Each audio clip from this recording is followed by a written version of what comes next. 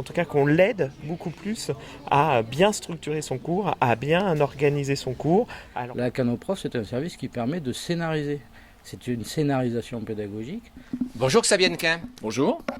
Vous êtes directeur de projet chez Kelis. Absolument. Et Kelis, c'est la société qui édite la solution Scénari utilisée par Canoprof. Quelle est votre place dans le projet ?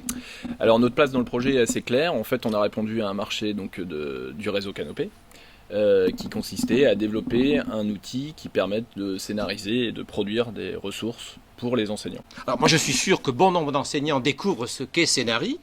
Parlez-moi un petit peu de cette chaîne éditoriale. Alors en fait Scénari c'est un système logiciel déjà, donc c'est un environnement de développement qui permet de concevoir des outils logiciels qu'on met sur son ordinateur pour créer de la documentation qui historiquement est plutôt pédagogique. Aujourd'hui, Scénari s'adresse aussi à de la documentation technique. Je vais vous demander quelles sont les qualités particulières de Scénari. Et bien sûr, vous allez me dire qu'elles sont grandes. Par contre, quelles sont les qualités de Scénari que vous estimez avoir été retenues justement pour être intégrées dans le projet Canoprof, qui en fait est un projet pour le premier degré et pour le second degré. Alors en fait, je pense que ça tient à deux choses. C'est que déjà historiquement, Scénari s'adresse avant tout au domaine pédagogique et de l'éducation, ceci depuis 15 ans. Donc effectivement, tous les outils qu'on a pu développer avec d'autres clients, d'autres partenaires, sont aussi liés au domaine de la formation.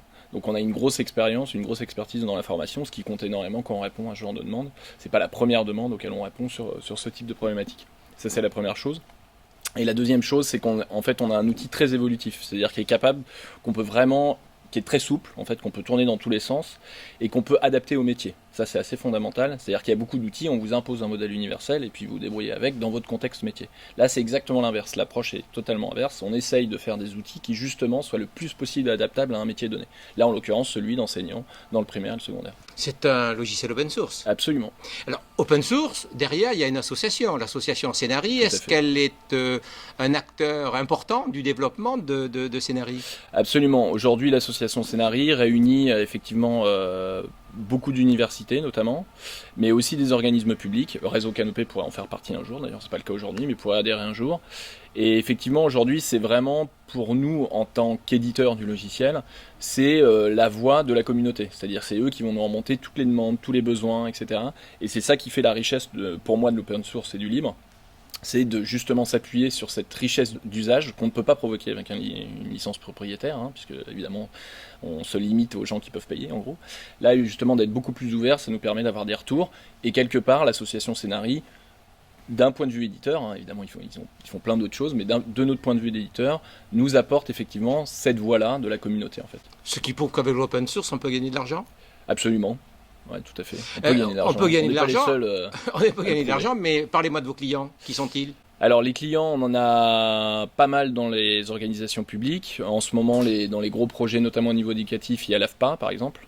Donc l'association de formation professionnelle pour les adultes. Donc ça c'est un des gros projets en ce moment.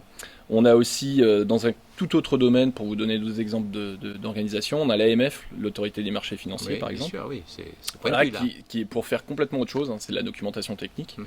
Il y a aussi des entreprises, ça va des grands groupes, on travaille avec Total en l'occurrence, donc il y a un des exemples, on travaille avec le Crédit Agricole, donc l'organisme de formation. On a pas mal en fait de centres de formation qui sont soit privés, soit publics. Centres de formation qui peuvent être issus d'un gros groupe ou centres de formation qui sont petits, qui produisent eux-mêmes, etc. Alors, une question peut-être indiscrète, je m'attends à la réponse quand même, mais je vous la pose. Comment ça s'est passé avec Canopé pour la mise au point de Canoprof ? Dans quel état d'esprit ? Plutôt excellent. C'est-à-dire qu'effectivement, si on n'avait que des clients comme ça, ça serait simple. Non, ça c'est pour la boutade, mais par contre, on va dire, c'est très pragmatique en fait. C'est ça qui est plaisant. C'est-à-dire qu'on n'est pas dans quelque chose qui est fantasmé, on est vraiment près de l'usage et des métiers. Et en l'occurrence, les interlocuteurs que j'ai au niveau de Canopé, qui sont Pierre et Christophe principalement, pour moi, cherchent vraiment à exprimer le besoin du terrain et pas autre chose. Parce que souvent, quand vous avez des clients, parfois ils expriment soit des fantasmes, soit des choses qui parfois sont délirantes, mais pas seulement d'un point de vue technique, qui peuvent être aussi délirantes d'un point de vue usage. Là, on est sur quelque chose de beaucoup plus concret, parce qu'ils connaissent très bien le terrain, notamment de leur expérience, et ça se sent. Ils ont été chacun prof, aujourd'hui ils en encadrent, ils les forment, ils les accompagnent, etc. Et on le sent à travers l'expression du besoin. Alors on est presque à mi-juin, vous serez prêt là pour septembre ? Oui. Merci beaucoup, Xavier Hennequin. Avec plaisir, merci. C'est un outil qui sert à faire de la construction de séances et de séquences. Et ça aide un enseignant.